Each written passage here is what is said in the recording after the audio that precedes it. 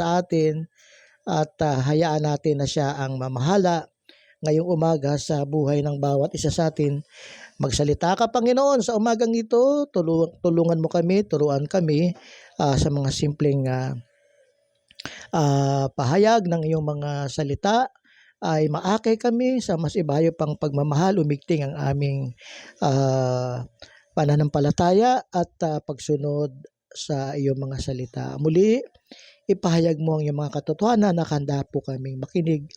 Maging ako na iyong lingkod ay tulungan mo na mag-sink in din ang message na to unang-una sa akin at kung paano ko ito ilalapat sa akin pong pamumuhay. Lord, please, we ask Father God that this platform of Popo will become an avenue to each and every one of us, Lord, na makita namin ang inyong direksyon, ang inyong plano in Jesus' name. Amen. Amen. Matthew chapter 7, verse 24 hanggang verse number 29. Dito ho natin hahalawin ang ating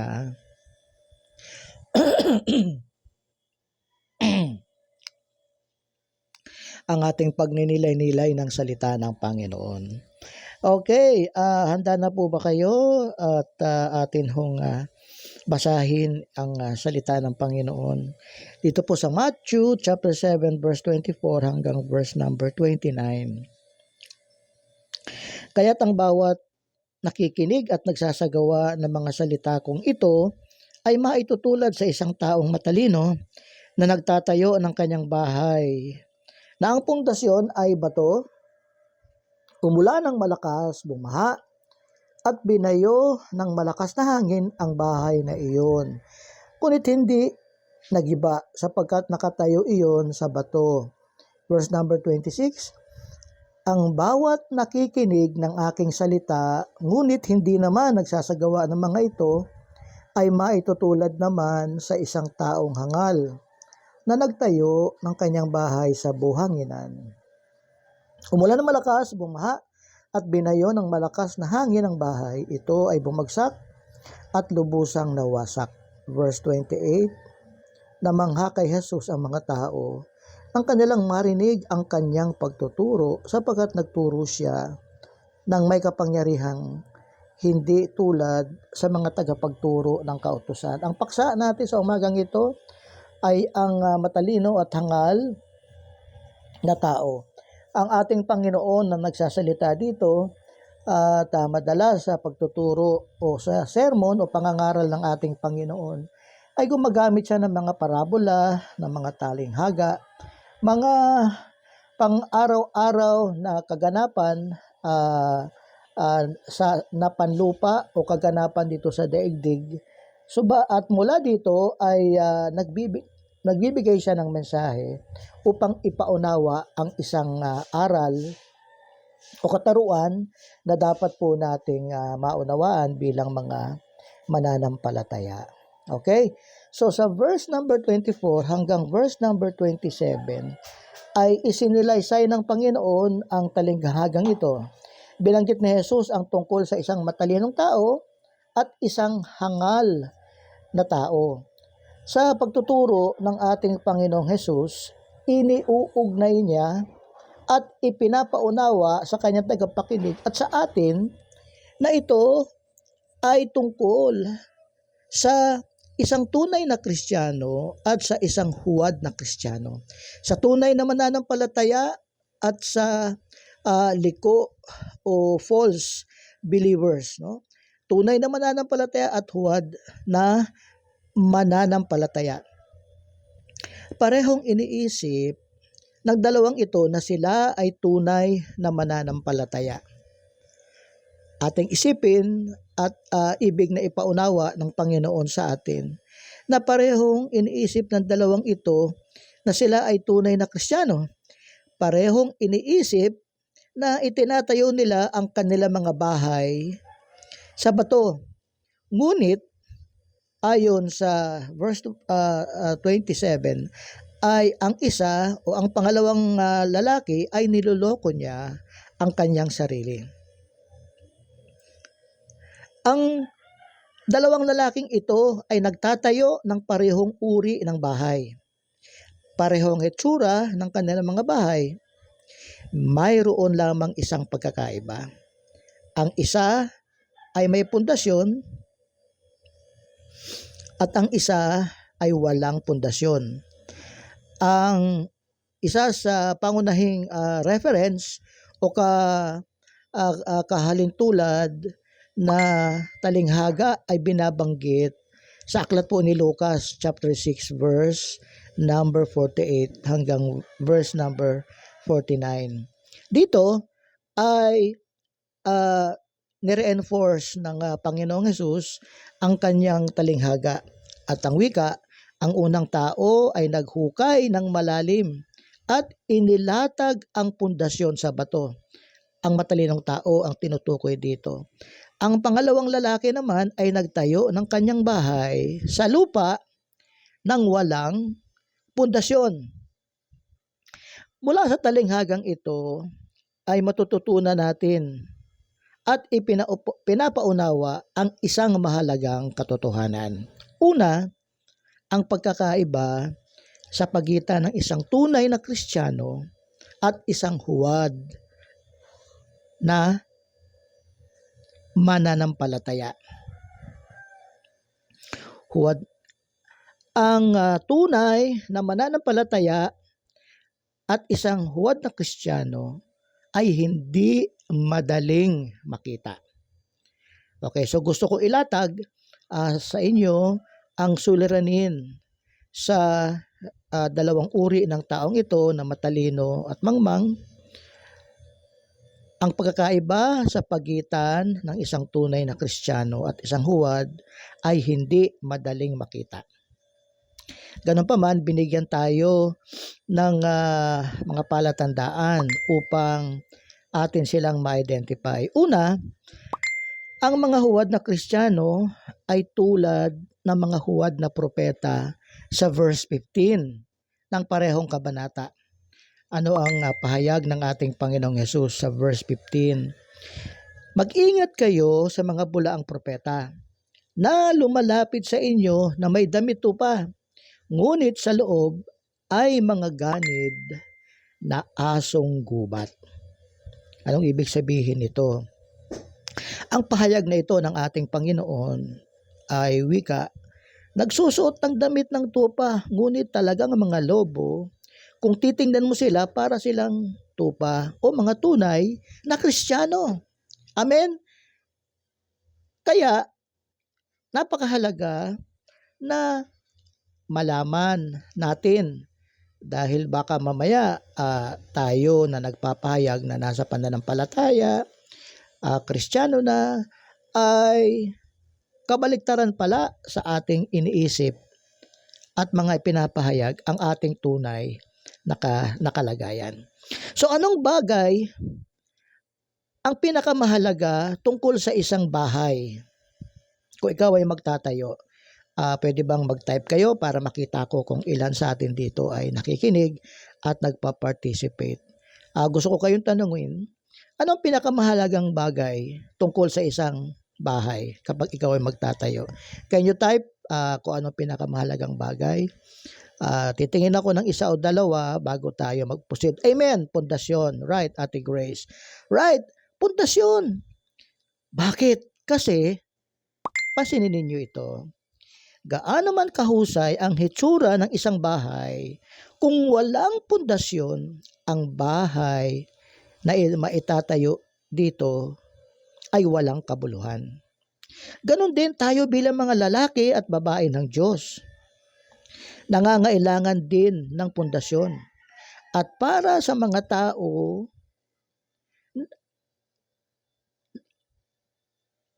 na pinapahayag niya na siya ay tunay na mananampalataya, dapat mayroon lamang tayong isang tiyak na pundasyon. At ang pundasyon natin, si Hesukristo, ang ating Panginoong Hesukristo. Amen. Binabanggit yan sa unang Korinto chapter 3 verse 11. Ibang pundasyon liban kay Jesus lahat ay tulad ng pagtatayo ng tahanan sa buhanginan. Ang huwad na Kristiyano na nagtatayo ng kanyang bahay sa lupa o sa buhanginan ay mga naghahaka-haka o nagpapahayag din na ako ay ligtas, ako ay Kristiyano. At madidinig natin sila na gumagamit din ng mga religious languages. Hallelujah, amen. Sinasabi din niya na mabuti ako, mabuti naman ang Diyos, mapakabuti ng Diyos. God is good all the time. Kasi nais na Satanas na bigyan ang tao ng maling seguridad sa ganitong paraan o false hope, false security. Laging ipinapahiwatig ni Satanas sa mga tao na ang lahat ng bagay ay maganda. Dapat enjoy lang. Life is easy. Follow your heart. Believe in yourself. Tandaan ninyo mga kapatid, si Judas, isa sa alagad ng Panginoong Hesus, ay taksil kay Kristo. Kailan siya nagtaksil kay Kristo? Hindi doon sa panahon na ipinagkanulo si Kristo. From the very start na siya ay kinuha ng Diyos upang maging ni Kristo, upang siya ay maging alagad. Maging siya sa kanyang sarili, inakala niya nung una na siya ay tunay na disipulo. Uma-attend. Katunayan, siya pa nga ay naging treasurer. Ngunit sa simula, siya ay isang lingkod ni Satanas. Suriin ng bawat isa sa atin ang ating sarili, ang kanyang sarili. Anong klaseng bahay ba ang itinatayo natin? Kung ang ating pinakamalaking hangarin ay makakuha ng seguridad, kaginhawahan, kapayapaan, kung gayon ikaw ay nagtatayo ng bahay sa buhanginan. Subalit, kung ang pinakadakilang hangarin natin ay makilala si Kristo at maging katulad niya, kung gayon, tayo ay nagtatayo ng ating bahay sa bato. Chat amen sa chat box if you agree with that. Hindi niya ang tunay na mananampalataya, ang tunay na Kristiyano, mga kapatid, pakinggan ninyo ito. Hindi niya unang hinahanap ang huwad na Kristiyano o ang hindi tunay na mananampalataya ay ito ang makikitang marka.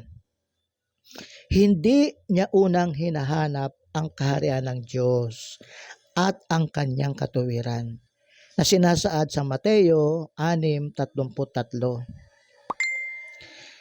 Nabubuhay siya para pasayahin ang sarili niya. Hinahanap niya ang mga pagpapala ng Diyos, ngunit hindi niya hinahanap ang Diyos. Mahal niya ang mga pagpapala ng Diyos, ngunit hindi niya mahal ang Diyos. Siya ay hindi kailanman naging isang tunay na Kristiyano dahil hindi niya inuuna si Kristo. Hindi niya ginagawa si Kristo na pundasyon ng kanyang buhay. Ang kanyang buhay ay kanyang itinayo sa buhangin ayon sa talinghaga. Subalit ito ang marka at palatandaan ng isang tunay na Kristiyano o tunay na mananampalataya. Ang tunay na mananampalataya ay ang nakakakilala kay Kristo at sumusunod sa Panginoong Hesus. Naririnig niya ang mga salita ni Kristo at isinasabuhay niya ang mga ito. Verse number 24. Ano ang sabi? Kaya't ang bawat nakikinig at nagsasagawa ng mga salita kong ito ay maitutulad sa isang tao na nagtayo ng kanyang bahay na ang pundasyon ay matalino. Sa kaninong tao? Sa nakikinig at nagsasagawa nito. Type amen kung nadinig mo yan. Kaya nga, ang sabi ng salita ng Panginoon, ang isang tunay na mananampalataya, nakikinig sa mga salita, ginaganap ang salita. Natutulad siya sa isang matalino na nagtayo ng bahay sa ibabaw ng bato. Mga kapatid, ang makilala si Kristo ay ang magmahal kay Kristo. Pag sinabi natin, kilala ko si Kristo, ang Panginoong Hesus, minamahal niya. Ang ibigin ang Panginoong Hesus at ang pagsunod sa Kanya, sinabi ni Hesus, ang sino mang may aking utos at sumusunod sa akin, siya ang umiibig sa akin. Yan ang sabi ng Panginoon mismo sa Juan chapter 14 verse number 21. Anong sabi ng salita ng Panginoon?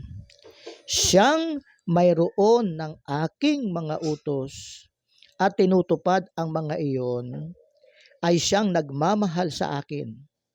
At ang nagmamahal sa akin, ayon sa kanyang banal na salita, ay mamahalin ng aking Ama at siya'y mamahalin ko at hiyahayag ko ang aking sarili sa kanya.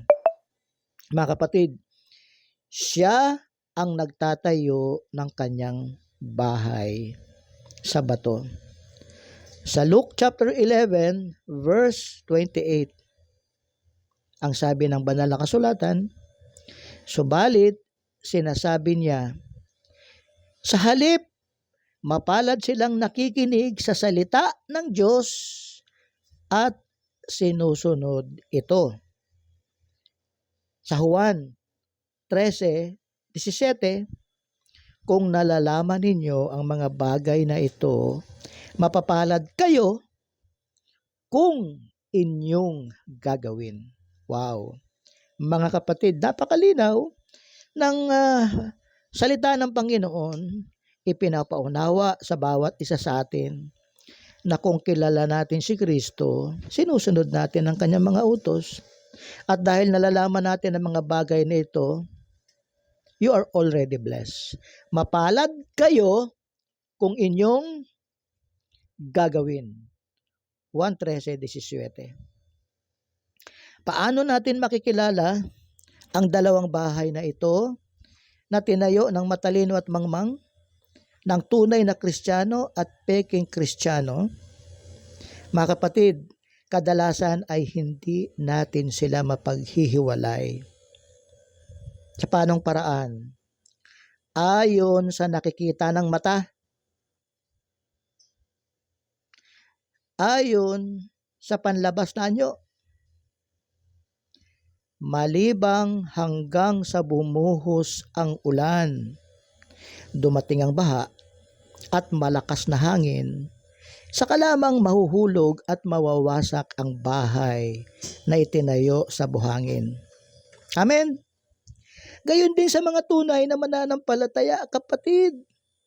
Kapag dumating ang pagsubok at kaguluhan, hirap at hilahil, masasabi natin kung sino ang tunay na Kristiyano.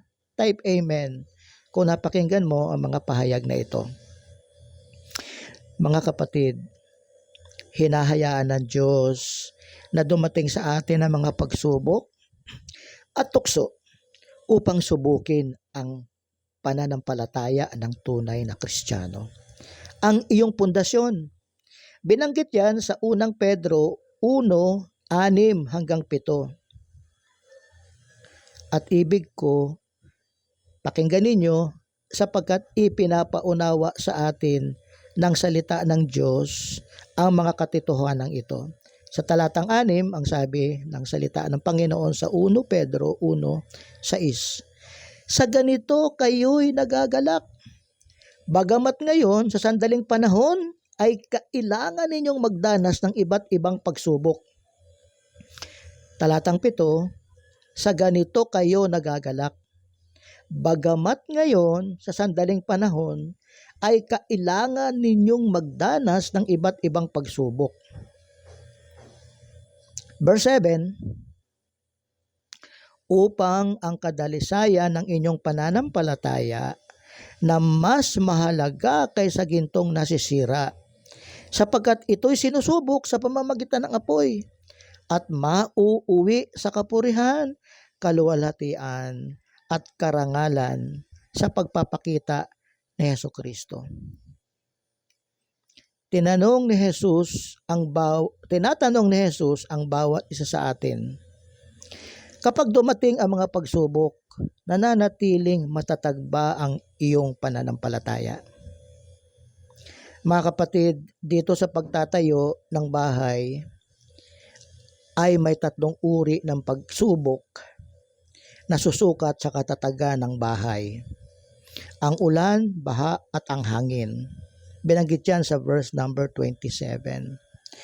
At may kauri din ito na susukat sa katatagan ng pananampalataya ng isang totoong Kristiyano. Basahin natin verse 27. Umulan ng malakas, bumaha at binayo ng malakas na hangin ang bahay. Ito ay bumagsak at lubusang nawasak. Pakinggan po ninyo ito mga kapatid. Nasukat ko ang message, aabot lamang ito ng 30 minutes but not more than 35 minutes.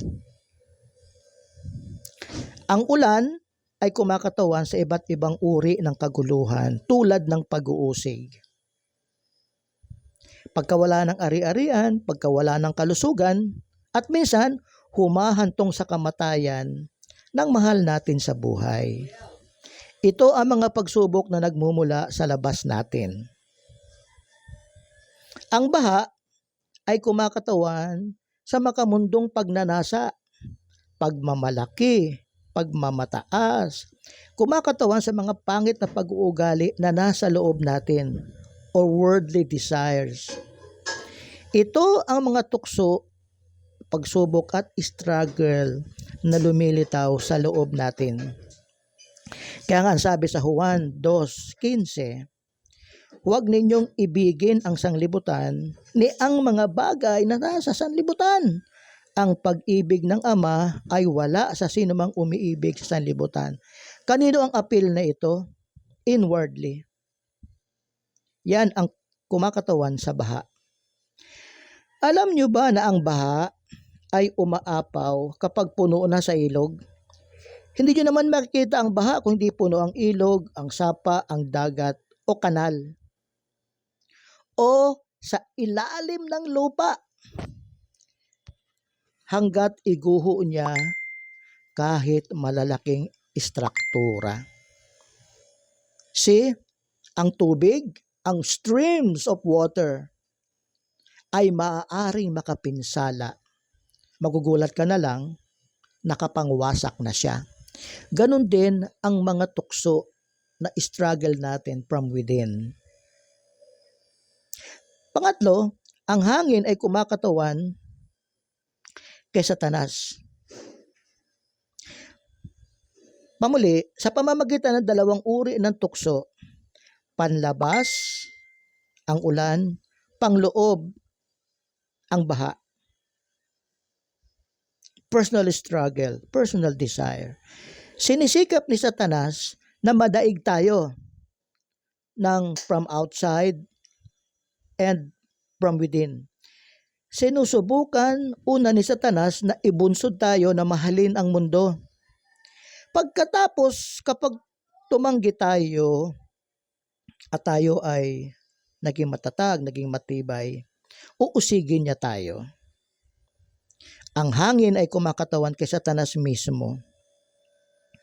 Kung mabigo ang unang 2 uri ng pagsubok, direktang inaatake tayo ni Satanas sa pamamagitan ng pag-aalinlangan, takot at kawalan ng pag-asa. Again, ginagamit niya yung mga emotional issues na meron tayo. Bunga ng ating mga worries, pag-aalala. Alam niyo ba ang tawag ng banal na kasulatan dito? Ito ang mga nagniningas na palaso na binabanggit ni Pablo sa Efeso 6:16. Ang sabi ng salita ng Panginoon, kasama ng lahat ng mga ito Taglayin ninyo ang kalasag ng pananampalataya na sa pamamagitan nito ay inyong masusugpo ang mga nag-aapoy na palaso ng masama. Kapatid, ito ay direktamenteng atake na ng kaaway sa mga Kristiyano. Tandaan natin, si Satanas ay tinawag na prinsipe ng himpapawid. Siya ang namamahala ng mga espiritu na lipana sa daigdig. Kaya hindi natin alam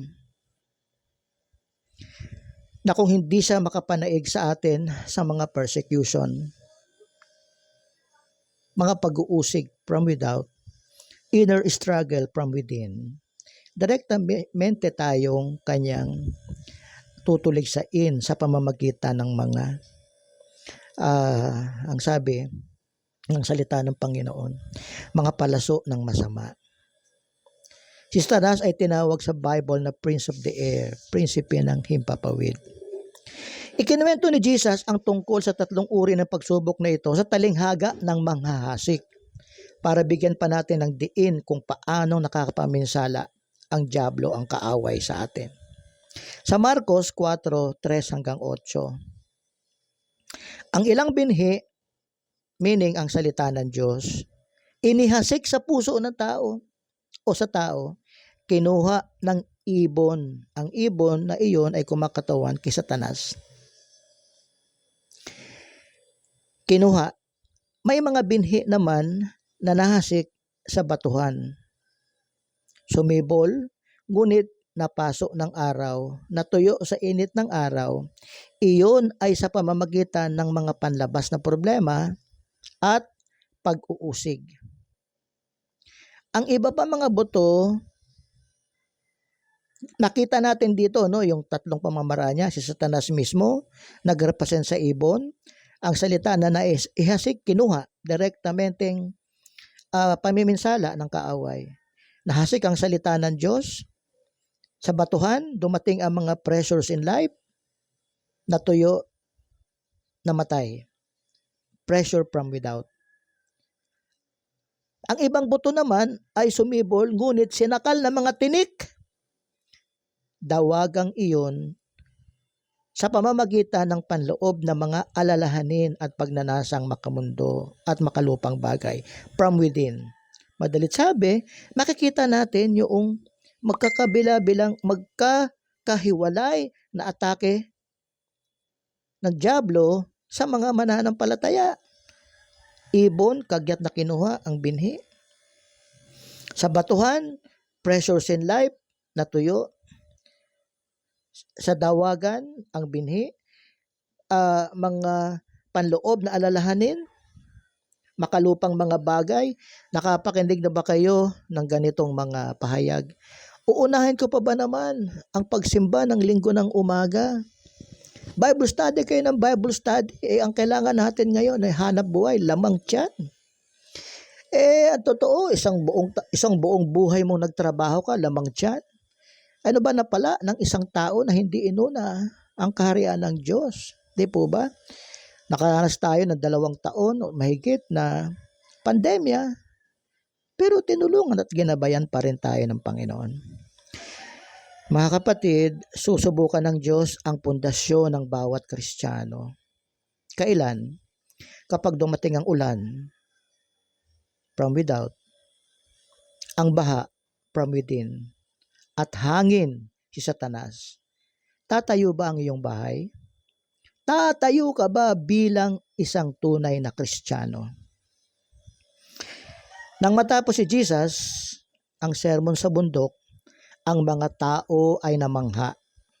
Namangha sila sa turo ni Jesus. Namangha rin sila kay Jesus mismo. Marcos 1:22. Sa paningin ng mga nakikinig, si Jesus ay tila isang ordinaryong tao lamang. Anak siya ng karpintero, ang kanyang pagsasalita ay karaniwan. Pero may kakaiba sa kanya. Hindi siya katulad ng ibang guro ng batas na Hudyo. Nagsalita siya ng may karunungan at otoridad ng Diyos. Subalit, hindi sapat na sabihin ng mga mananampalataya, Panginoon, Panginoon, sa talatang 21. Ano ang dapat?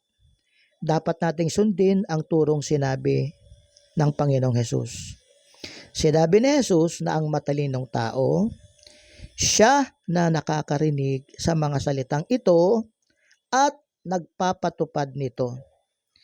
Talatang 24. Hayaang itanong mo ito sa iyong sarili ngayon at itanong ng bawat isa, ang aking bahay ba ay itinatayo sa bato o ito ay tinatayo sa buhangin? Matalino ba ako o mangmang na Kristiyano? Pagpalain ng Panginoon ang mga nakapakinig ng kanyang mga salita. Amen. God bless you po sa inyong lahat. Ate Grace, the mic is yours. Amen. Glory to God. Maraming salamat.